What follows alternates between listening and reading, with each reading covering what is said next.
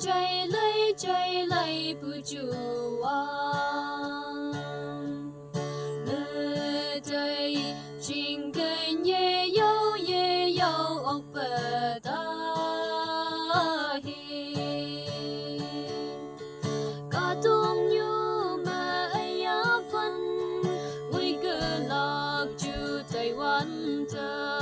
hồng ly mong mày ya cháu ốc ba hi ba quên chu hay quan à nguy khăn nguy tuy sâu hằng mù man liên bơm ta hi ơi ya phân là áo no in Bang kawang nang ayan ka tong như mơ nang lian linh yang phai lâm như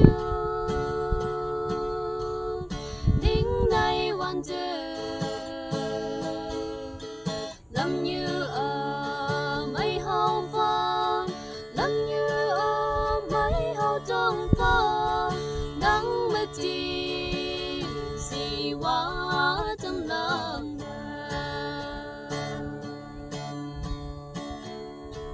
tình nhi vui chưa hay quan na sâu yi chờ Phật chư quan mi kim nhau là sẽ Phật ya bùi yên nguy ô xin mang về kem bu kia minh màu qua kỳ yên hao bùi có vong năng cửa mong hâm mất chân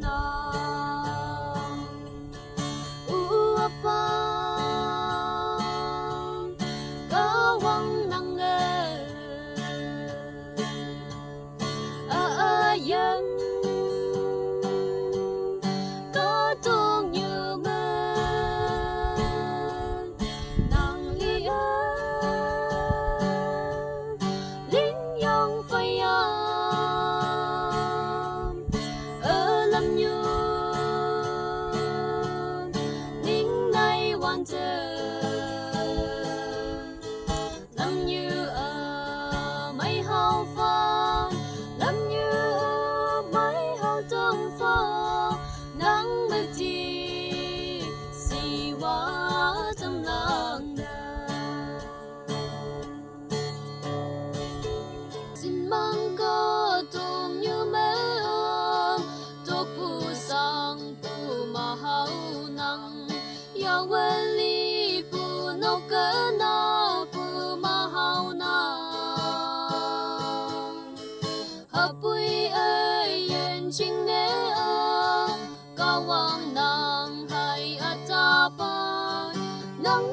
hay ai anh là bao ăn ở tâm pha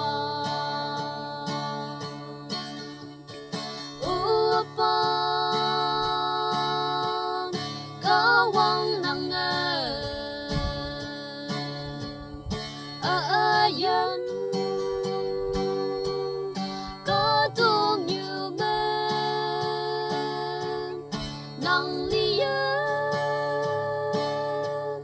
lính yang phai ở lâm như nín nay hoàn lâm như ở mấy hậu phong lâm như ở mấy hậu trong phong nắng mệt chi xì quá trong lòng nắng mệt chi